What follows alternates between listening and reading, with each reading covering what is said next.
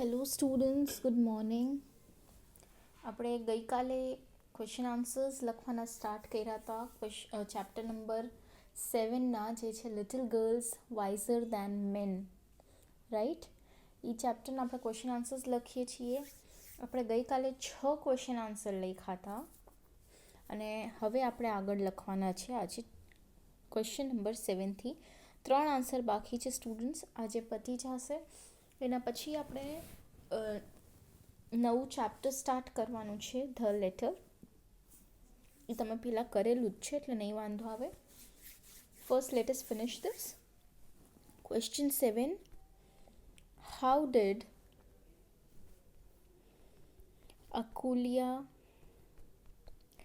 and Malasha prove that they were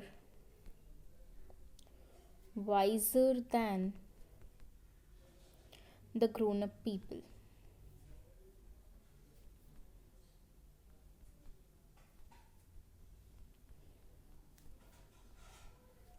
right? Akulya અને મલાશાએ કેવી રીતના પ્રૂવ કર્યું કે એ લોકો મોટાઓ કરતાં વધારે હોશિયાર હતા? એ આપણો ક્વેશ્ચન છે. અકુલિયા and Malasha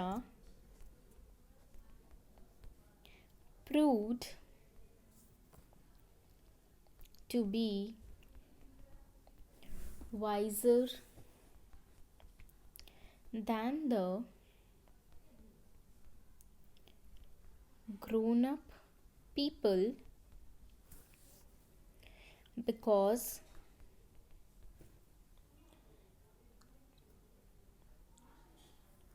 splashing a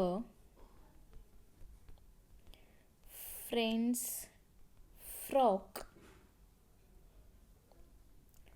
with dirty water intentionally was a playful manner and not something that requires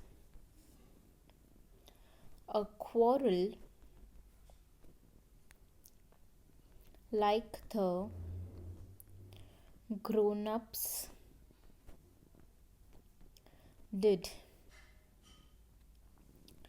Such little things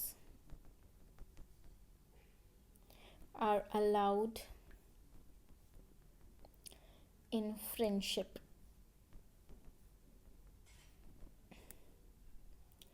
Hence, there was no point of such a fight. Also, the elders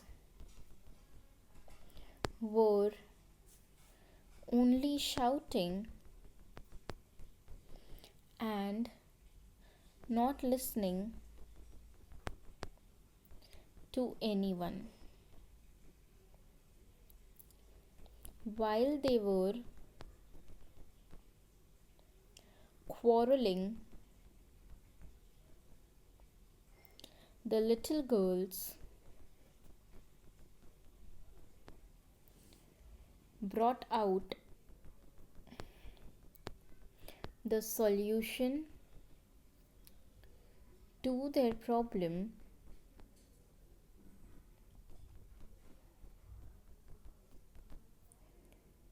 about which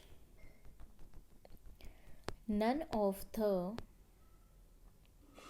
elders thought. They together made a channel for the dirty water to pass through and forgetting everything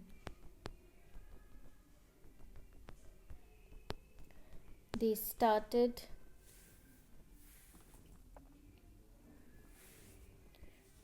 playing again. Hence, they proved that they were wiser than elders because little things don't deserve much attention and not everything is worth quarreling for. તો શું કહે છે આપણને આન્સરમાં? Akulia and Malasha proved to be wiser than the grown-up people because splashing a friend's frock with dirty water intentionally was a playful manner and not something that requires a quarrel like the grown-ups did. Such little things are allowed in friendship. Hence, there was no point of such a fight. Also, the elders were only shouting and not listening to anyone. While they were quarreling, the little girls brought out the solution to their problem about which none of the elders thought. They together made a channel for the dirty water to pass through, and forgetting everything, they started playing again. Hence, they proved that they were wiser than elders because little things don't deserve much attention and not everything is worth quarreling for. હવે આપણે આ આન્સરને થોડું સમજીએ. Akulia and Malasha proved to be wiser than the grown-up people because splashing a friend's frock with dirty water intentionally was a playful manner and not something that requires a quarrel like the grown-ups did. અકુલિયા અને મલાશા મોટાઓ કરતાં હોશિયાર હતા કેમ કે પોતાના ફ્રેન્ડના frock ઉપર ગંદુ પાણી જાણી જોઈને ઉલાડવું એ મસ્તીની વાત હોય, એમાં કંઈ આટલું બધું બાજવાનું ન હોય જેવી રીતના મોટાઓ બાઈ જતા. Such little things are allowed in friendship. આવી બધી વસ્તુઓ તો ફ્રેન્ડશિપમાં ચાલે રાખતી હોય. Hence there was no point of such a fight. માટે આવું બાજવાની કોઈ જરૂરત નહોતી. Also the elders were only shouting and not listening to anyone. સાથે સાથે મોટાઓ ખાલી રાડારાડી કરતા હતા પણ કોઈની વાત સાંભળતા નહોતા. While they were quarreling, the little girls brought out the solution to their problem about which none of the elders thought. જ્યારે આ લોકો બાજતા હતા ત્યારે જે નાની છોકરીઓ હતી એ લોકોએ પોતાના પ્રોબ્લેમની સોલ્યુશન પોતે લઈ આવ્યા, જેના વિશે તો કોઈ મોટાઓએ વિચાર્યું જ નહોતું. They together made a channel for the dirty water to pass through and forgetting everything, they started playing again. એ લોકો સાથે મળીને ડર્ટી વોટર પાસ થઈ શકે એના માટે એક ચેનલ બનાવી અને બધુંય ભૂલીને ફરીથી ભેગા રમવા લાગ્યા. Hence, they proved that they were wiser than elders because little things don't deserve much attention and not everything is worth quarreling for. એટલે એ લોકોએ પ્રૂવ કરી દીધું આવી રીતના કે નાની છોકરીઓ મોટાઓ કરતાં વધારે હોશિયાર હતી અને નાની નાની વાતમાં બહુ આપણે ધ્યાન દેવાય નહીં, બધી વાત બાજવા લાયક હોતી નથી. એટલે આપણે આન્સરને જોઈએ તો શું કહે છે? અકુલિયા અને મલાશાએ પ્રૂવ કર્યું કે એ લોકો મોટાઓ કરતાં હોશિયાર હતી કેમ કે નાની અમથી વાત હતી કે પોતાના ફ્રેન્ડના ફ્રોક ઉપર જાણી જોઈને ગંદુ પાણી ઉલાડ્યું તો એ તો મસ્તીની વાત હોય, એમાં કંઈ આટલું બધું બાજવાનું ન હોય. આવી નાની નાની વાતો તો ફ્રેન્ડશિપમાં અલાઉડ હોય છે, માટે આટલું બધું બાજવાનો કોઈ પોઈન્ટ હતો નહીં. આ સાથે મોટાઓ ખાલી એકાબીજા ઉપર રાડારાડી કરતા હતા, કોઈનું સાંભળતું નહોતું. જ્યારે આ લોકો બાજતા હતા ત્યારે આ છોકરીઓએ પોતે જ પોતાની પ્રોબ્લેમનું સોલ્યુશન લઈ આવ્યા, જેના વિશે કોઈ મોટાઓએ વિચાર્યું પણ નહીં. એ લોકો ભેગા મળીને ડર્ટી વોટર પાસ થઈ શકે એના માટે એક ચેનલ બનાવી અને બધુંય ભૂલીને ફરીથી ભેગા મળીને રમવા લાગ્યા હતા. આવી રીતના એ લોકોએ પ્રૂવ કરી દીધું કે નાની છોકરીઓ મોટાઓ કરતાં વધારે હોશિયાર છે અને નાની નાની વાતમાં આપણે બહુ અટેન્શન દેવું ન જોઈએ, બધી વાત બાજવા લાયક હોતી નથી. આ થયો તમારો 7th ક્વેશ્ચન. હવે 8. What, according to you, is the moral of the story? તમારા હિસાબથી આ સ્ટોરીનું મોરલ શું છે? The moral of the story is that we should use our brains before reacting. No action should be taken in panic, but instead a solution should be brought out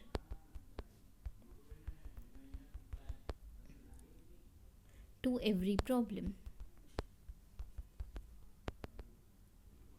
You should know the intensity of the problem before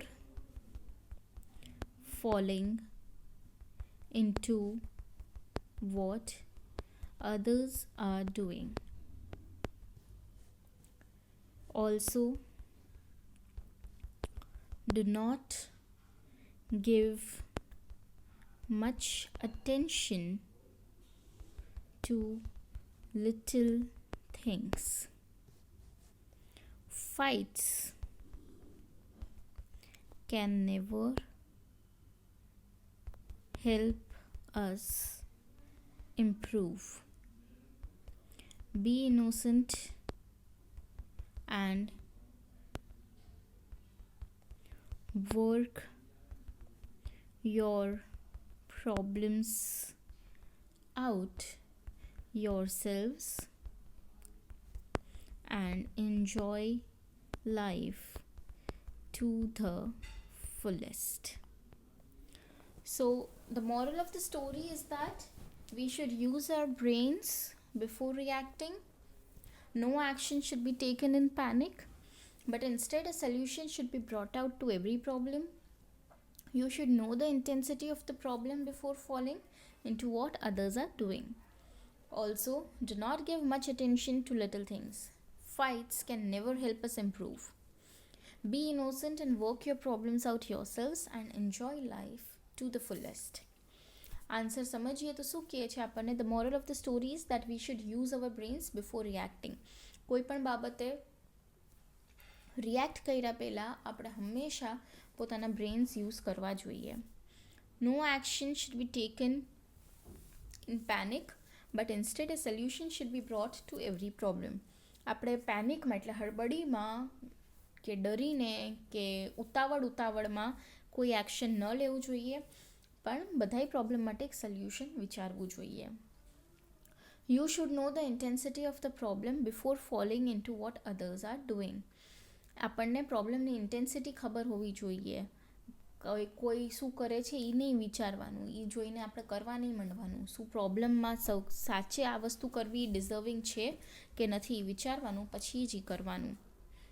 also do not give much attention to little things. નાની બાબતો ઉપર પણ બહુ વધારે ધ્યાન દેવાનું નહીં. Fights can never help us improve. બાજવાથી કાંઈ સારું થઈ નથી જવાનું.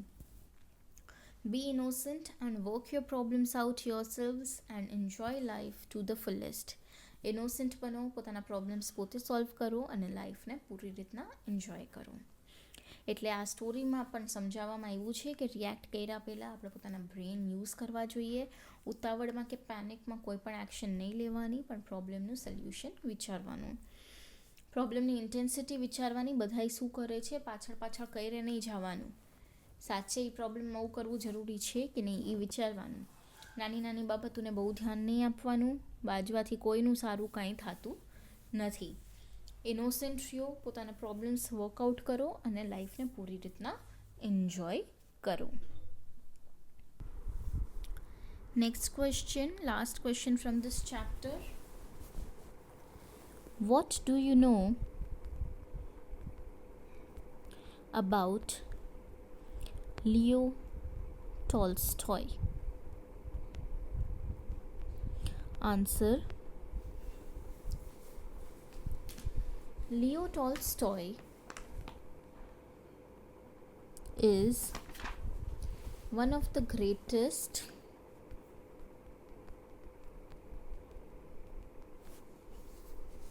Russian novelists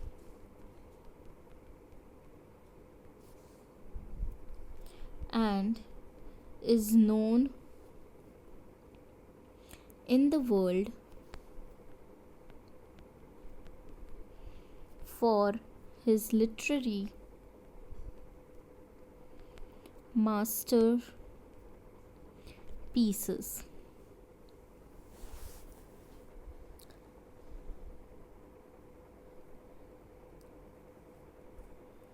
He believed in spiritualism and philosophy.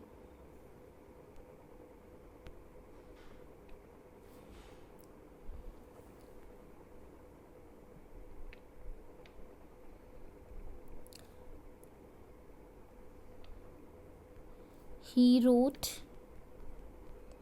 many epics like War and Peace. એની બુક્સના નામ જે છે એ પ્લીઝ સિંગલ ઇન્વર્ટેડ કોમર્સમાં રાખજો students. War and Peace, Anna Karenina,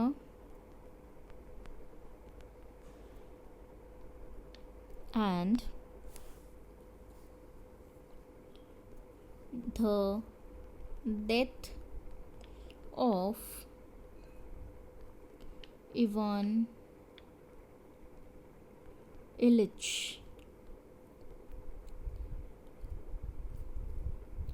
Both War and Peace and Anna Karenina have been made into successful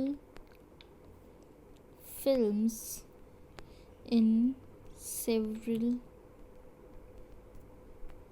languages. Leo Tolstoy is one of the greatest Russian novelists and is known in the world for his literary masterpieces. He believed in spiritualism and philosophy. He wrote many epics like War and Peace, Anna Karenina, and The Death of Ivan Ilyich. Both War and Peace and Anna Karenina have been made into successful films in several languages. Leo Tolstoy is one of the greatest Russian novelists and is known in the world for his literary masterpieces.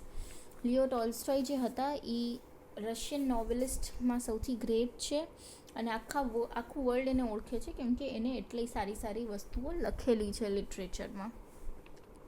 He believed in spiritualism and philosophy. એ સ્પિરિચ્યુઅલિઝમ અને ફિલોસોફીમાં માનતા હતા. He wrote many epics like War and Peace, Anna Karenina, and The Death of Ivan Ilyich. એમને ઘણી બધી books સારી લખી છે જેમ કે war and piece, Anna Karenina અને The Death of Ivan Ilyich, જેમાંથી both War and Peace and Anna Karenina have been made into successful films in several languages. જેમાંથી વોર એન્ડ પીસ અને એના કેરેનિના જે છે એને સક્સેસફુલ ફિલ્મ્સ અલગ અલગ લેંગ્વેજીસમાં બનાવવામાં આવી છે. એટલે લિયો ટોલ્સ્ટોય જે છે એ રશિયન નોવેલિસ્ટમાં સૌથી સારા છે અને આખું વર્લ્ડ એને ઓળખે છે કેમ કે એને લિટરેચરમાં એટલું બધું કામ કર્યું છે. એ સ્પિરિચ્યુઅલિઝમ અને ફિલોસોફીમાં માને છે અને એમને ઘણી બધી સારી બુક્સ જેમ કે war and piece, Anna કેરેનિના and death of Ivan ઇલિચ લખી છે, જેમાંથી વોર એન્ડ પીસ અને એના કેરેનિનાને ફિલ્મ તરીકે પણ બનાવવામાં આવી છે ઘણી બધી લેંગ્વેજીસમાં. હવે સ્ટુડન્ટ્સ ન્યૂ ચેપ્ટર સ્ટાર્ટ કર્યા પહેલાં આપણે આની પીપીટી જોઈ લઈએ. 2 ગર્લ્સ, યંગરનું નામ હતું મલાશા જેને બ્લુ ફ્રોક પહેર્યું હતું.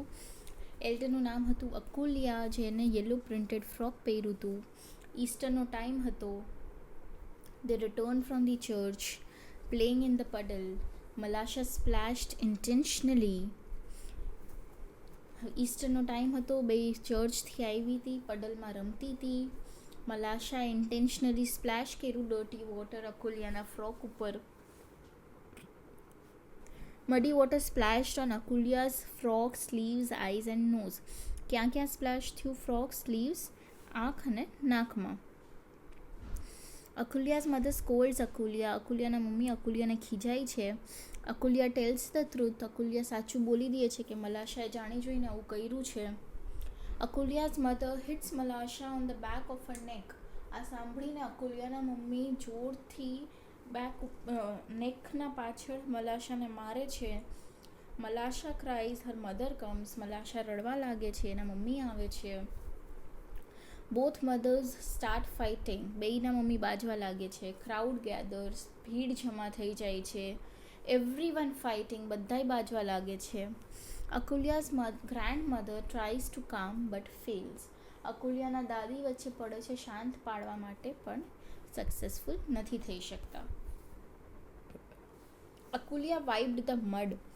અકુલિયા આખું મડ પોછી નાખે છે. Took a stone to draw a channel through which water can pass.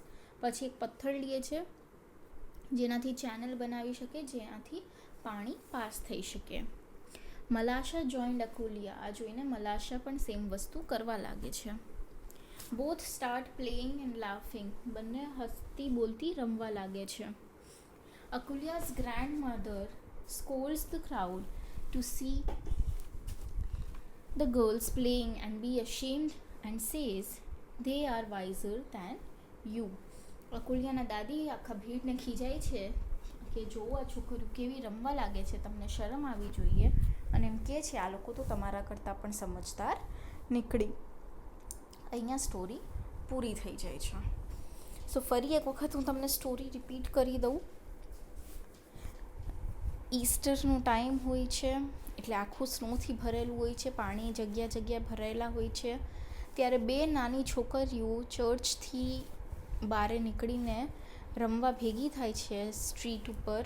ત્યારે બે છોકરીઓ હોય છે, એક નાની એક મોટી. નાનીનું નામ હોય છે મલાશા, મોટીનું નામ હોય છે અકુલિયા. પ્લીઝ નામ ઇન્ટરચેન્જ નહીં કરતા. બહુ ફરી વખત હું તમને કહું છું, નાનીનું નામ હોય છે મલાશા, મોટીનું નામ હોય છે અકુલિયા. ઘણી વખત એવું થાય છે કે તમે આન્સર સાચો લખો છો, પણ તમે જ્યારે નામ લખવાના હોય છે ત્યારે નામ અદલા બદલી થઈ જાય છે, તો એ આન્સર તમારો ખોટો જ પડશે. એટલે નાનીનું નામ હોય મલાશા, મોટીનું નામ હોય અકુલિયા. નાની છોકરી એટલે કે મલાશાએ બ્લુ કલરનું ફ્રોક પહેર્યું છે, અકુલિયાએ યલો પ્રિન્ટેડ ફ્રોક પહેર્યું છે. બેય રમવા ભેગા થાય છે ત્યારે ત્યાં એક પડલ હોય છે. તો મલાશા પડલમાં જાતી હોય છે ત્યારે અકુલિયા એને રોકે છે કે ધ્યાન રાખ, શૂઝ અને સ્ટોકિંગ્સ ખરાબ થઈ જશે તો મમ્મી વઢશે, એટલે પહેલાં કાઢી નાખ. તો ઓલી કાઢીને જાય છે.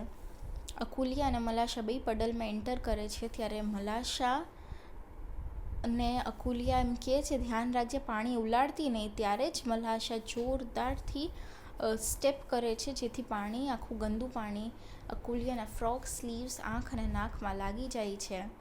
આનાથી અકુલિયા ગુસ્સે થાય છે અને મલાશાને પકડવા દોડે છે. મલાશા ઘર તરફ દોડે છે અને અકુલિયા એની પાછળ દોડે છે. ત્યારે જ અકુલિયાની મમ્મી ત્યાંથી પાસ થતી હોય છે. એ આ બધું જોઈ જાય છે અને પોતાની દીકરીનું ફ્રોક એટલું ગંદુ જોઈને એના ઉપર ગુસ્સે થાય છે. ત્યારે અકુલિયા સાચું કહી દે છે કે આ બધું કામ તો મલાશાનું છે. એટલે મલાશા ઉપર અકુલિયાના મમ્મી ગુસ્સે થાય છે, એને પકડે છે અને એને નેકની પાછળ મારે છે.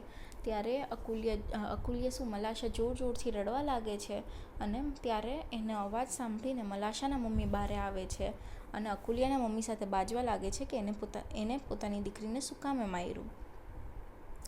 તો બેયની મમ્મી ઝઘડો કરવા લાગે છે, બહુ અવાજ થાય છે, તો ભીડ જમા થઈ જાય છે. બધાય મોટાઓ એક કરીને બાજવા લાગે છે અને કોઈનું સાંભળતું નથી. ત્યારે ભીડને શાંત કરવા અકુલિયાના દાદી આવે છે અને એ ટ્રાય કરે છે કે બધાય શાંત પડી જાય. એમ કહે છે કે આટલા મોટા દિવસે બજાય નહીં ને આવી નાની વાતમાં ન બજાય. આજે આનંદ માણવાનો દિવસ છે, તમે શું આવી વાતો એ બાજો છો. પણ કોઈ એમનું કાંઈ સાંભળતું નથી. પછી આ લોકો બધા બાજતા હોય છે ત્યારે છોકરીઓમાંથી અકુલિયા જે હોય છે એ પોતાના ફ્રોક ઉપર જેટલું ગંદુ થયું હોય છે બધું સાફ કરી લે છે. એક સ્ટોન લે છે અને પડલ પાસે જઈને જમીન ખોદવા લાગે છે જેથી કરીને પાણી ત્યાંથી પાસ થઈ શકે. આ જોઈને મલાશાને પણ આઈડિયા આવે છે ને એ એક વુડનો કટકો લઈને સેમ વસ્તુ કરવા લાગે છે. ત્યાંથી પાણી પાસ થવા લાગે છે અને પાણીની પાછળ છોકરીઓ પણ દોડે છે. એવી રીતના હસતી બોલતી પાછી રમવા લાગે છે.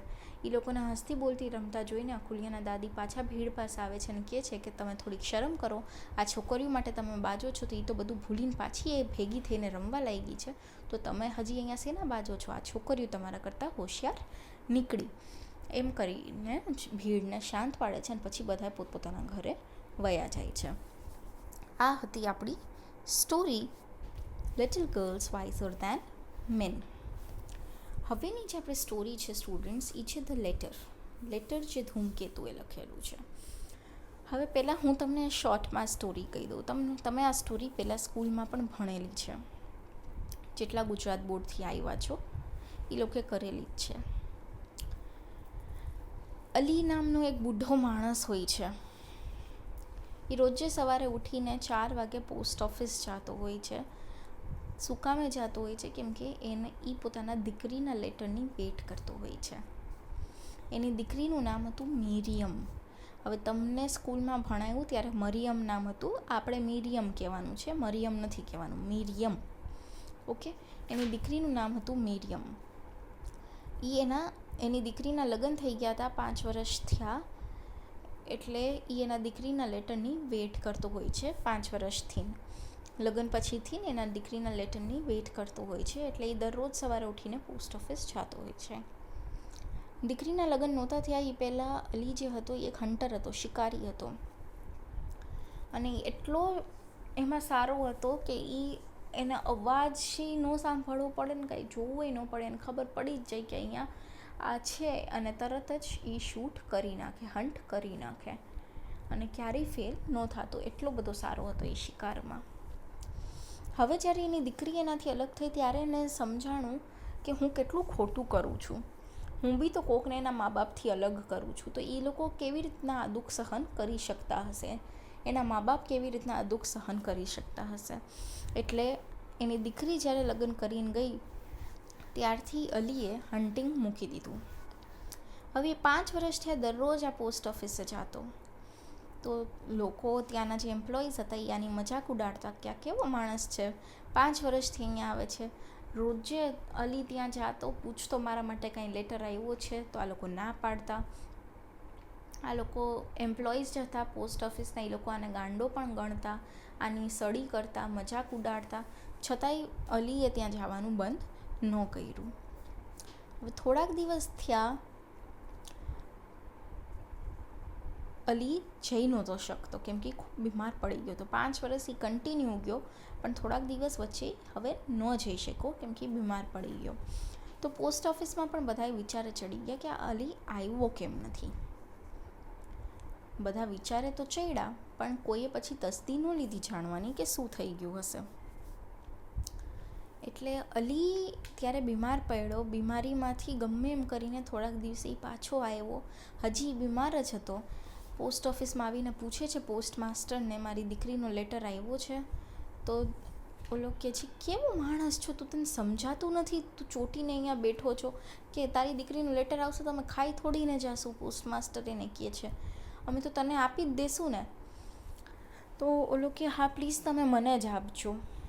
એટલે પોસ્ટ માસ્ટર કે કામ કર, તું મિરિયમનું નામ રજિસ્ટર કરાવી નાખ. એટલે અલી જે છે એ મિરિયમનું નામ રજિસ્ટર કરાવી નાખે છે કે મને પ્લીઝ મારું લેટર પહોંચાડી દેજો. પાછો જાતો હોય છે ત્યાં એને એક ક્લર્ક મળે છે જેનું નામ હોય છે લક્ષ્મીદાસ. એ લક્ષ્મીદાસના હાથમાં 5 સોનાની ગિન્ની આપે છે અને કહે છે તું રાખ ભાઈ, આ મને કંઈ કામ નથી આવવાની. તો ઓલો શોક થઈ જાય છે લક્ષ્મીદાસ, આ શું કરે છે? એટલે અલી કહે છે જો આ બધું તું રાખ, આ બધું મને કંઈ કામ નથી આવવાનું. મારા માટે તું બસ એટલું કરજે, મારી દીકરીનો લેટર આવશે મિરિયમનો, હું એવી પોઝિશનમાં નથી હવે કે હું દરરોજ અહીંયા આવી શકું, મને બસ તું એ લેટર પહોંચાડી દે છે. તો લક્ષ્મીદાસ તો ખુશ થઈ ગયો, એટલે લેટર તો આપણે અમથાઈ પહોંચાડતા હોય, આ તો લેટર પહોંચાડવા માટે 5 સોનાની ગિન્ની આપી ગયો. લક્ષ્મીદાસ કે ક્યાં પહોંચાડવાનો છે? તો અલી કહે છે મારી કબર ઉપર. તો લક્ષ્મીદાસ શોક થઈ જાય છે, આ શું બોલે છે? તો અલી કહે છે હા આજ મારો છેલ્લો દિવસ છે, હવે હું જીવી નથી શકવાનો, પણ મને મિરિયમનો લેટર જોઈએ જ છીએ, એટલે તું મારી કબર ઉપર પહોંચાડી જાજે. એટલે ઓલો કે ઓકે. પાછા થોડાક દિવસ થઈ ગયા, હવે અલી આવતો બંધ થઈ ગયો છે, પણ હવે કોઈ તસદી લેતું નથી.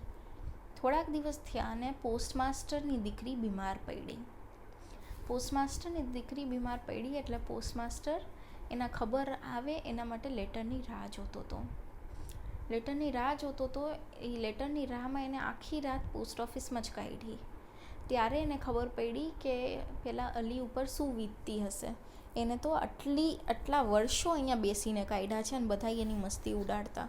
તો એ માણસને કેવું ફીલ થયું હશે એક બાપ તરીકે, એ હવે પોસ્ટમાસ્ટર સમજી શકે છે. ત્યારે જ જ્યારે લેટર્સ આવે છે ત્યારે જ એક લેટર આવે છે. એ એન્વેલપ જોઈને જ સમજી જાય છે પોસ્ટમાસ્ટર કે આ અલી માટે લેટર આવ્યો છે મિરિયમનો. એટલે એ સવારના 4 વાગ્યા હોય છે, એને ખબર હોય છે કે હવે અલીનો આવવાનો ટાઈમ થઈ ગયો છે. તો એ લક્ષ્મીદાસને કહેવાનો હોય છે કે આ લેટર આવી ગયો. પછી નક્કી કરે છે કે હું જ આ લેટર મારા હાથે અલીને આપીશ અને એને સોરી કહીશ કે હવે મને સમજાઈ ગયું કે કેવી પીડા થઈ હશે એને. ત્યાં જ 4 વાગ્યા અને અલીનો આવવાનો ટાઈમ થયો. ત્યાં એને દરવાજાની સામે અલી ઊભો દેખાય છે. અલી ઊભો એને દેખાય છે તો પોસ્ટમાસ્ટર જે છે એ અલીના હાથમાં આ લેટર પકડાવે છે અને કહે છે આલે ભાઈ તારો લેટર આવી ગયો છે. હવે મિરિયમે તને ફાઇનલી લેટર લખ્યો છે. અલીના આંખમાં પાણી આવી જાય છે. અલી રોવા માંડે છે અને ત્યારે જ દરવાજાનો અવાજ થાય છે. લક્ષ્મીદાસ એન્ટર થાય છે અને અલી ગાયબ થઈ જાય છે. એટલે પોસ્ટમાસ્ટરે અલીને એટલું બધું આખી રાતમાં યાદ કર્યું હતું કે એને એવું ફીલ થવા માંડ્યું કે અલી મારી સામે જ છે, એવું ઇમેજિનેશન થવા માંડ્યું હતું. અને એને જોયું તો લેટર જે હતો એ દરવાજા પાસે નીચે પડ્યો હતો. એટલે કોઈ અલી આવ્યો નહોતો. લક્ષ્મીદાસ આવે છે તો પૂછે છે કે સર તમે કોની સાથે વાત કરો છો? તો એ કે અલી તો છે. તો ઓલો કહે છે કોઈ નથી. એટલે પછી પોસ્ટમાસ્ટર એને પૂછે છે કે તો અલી ક્યાં ગયો? ત્યારે લક્ષ્મીદાસ એને કહે છે કે અલી તો મરી ગયો છે. ત્યારે પોસ્ટમાસ્ટર એને કહે છે કે અલીનો ફાઇનલી લેટર આવી ગયો છે. મિરિયમે એને લેટર લખ્યો છે, એના માટે લેટર આવી ગયો છે. તો આપણે આ લેટર ક્યાં પહોંચાડવાનો છે? અલી તને કહીને ગયો છે ને? તો લક્ષ્મીદાસ કહે છે કે હા, એને એમ કીધું છે કે એની કબરે આ લેટર પહોંચાડવાનો છે. પોસ્ટમાસ્ટર કહે ચલ આપણે બે જઈને આ લેટર ત્યાં મૂકી આવીએ. અને 2 જણા જઈને આ લેટર જે છે એ અલીની કબર ઉપર જઈને મૂકી આવે છે. અહીંયા આપણી આ સ્ટોરી પૂરી થાય છે. એટલે આઈ ગેસ આમાં કંઈ જાજુ હતું નહીં સમજાવવા જેવું, કેમ કે તમે લોકો આ સ્ટોરી ઓલરેડી કરી લીધી છે એક વખત. એટલે આઈ એમ વેરી શ્યોર તમને ખ્યાલ હશે જ. છતાંય કાંઈ ડાઉટ હોય તો હજી આપણે આ સ્ટોરી રીડ કરવાની છે. તમને હું કાલે પીપીટી પણ આની દેખાડવાની છું, એમાં પણ આપણે કરવાના છીએ. રીડ કરીને પણ સ્ટોરી સમજશું અને પછી આપણે આના ક્વેશ્ચન આન્સર્સ લખશું. રાઈટ. એના પછી હવે આના પછી આપણી પાસે 3 ચેપ્ટર રહેશે, જેમાંથી મેં તમને જેમ કીધું એમ લેમન યલો એન્ડ ફિગ. એ પણ ખૂબ જ નાનું અમથું સરસ મજાનું ચેપ્ટર છે, જેમાં કાંઈ ખાસ નથી. અત્યારે આપણે જે 2 ચેપ્ટર્સ કર્યા એવા જ છે. વૂલ્સ ઓફ સર્નોગ્રાડ્સ પણ નાનું ચેપ્ટર છે. તમને કદાચ નામ થોડાક યાદ રાખવા ખાલી ડિફિકલ્ટ પડશે, એમાં બીજું કંઈ નથી. રાઈટ. સો આવતીકાલે આપણે પહેલાં આ કરશું લેટર. એની પીપીટી હું તમને દેખાડીશ. એના પછી આપણે પીપીટી જોવાઈ જાય એટલે આપણે ચેપ્ટર રીડિંગ પણ આવતીકાલે જ સ્ટાર્ટ કરી દઈશું. અને એના પછી આપણે સ્ટાર્ટ કરશું question answers. Right. If you have any doubts student, you can let me know. The letter is chapter number 9, written by Dhumketu, જે એનું પેન નેમ હતું. એનું ઓરિજિનલ નામ ગૌરીશંકર ગોવર્ધનદાસ જોશી છે. Okay. So I will see you all tomorrow. In case you have any doubts students, કાંઈક ન સમજાતું હોય તો પ્લીઝ લેટ મી નો. ઓનલાઈનમાં મને નહીં ખબર પડે તમને કેટલું સમજાય છે, બટ પ્લીઝ અત્યારથી કહું છું ક્વેશ્ચન આન્સર્સ બધાય લખી લેજો અને રેગ્યુલરલી વિડીયોઝ જોતા જાજો. તમને બી હવે ખ્યાલ હશે સેમ 1માં તમે જે ભૂલ કરી હશે વિડીયોઝ પછી બધું છેલ્લે જોવાની, લાસ્ટમાં બધુંય ભેગું થશે, પહોંચાશે નહીં. So make sure you are regular. Okay, I will see you all tomorrow.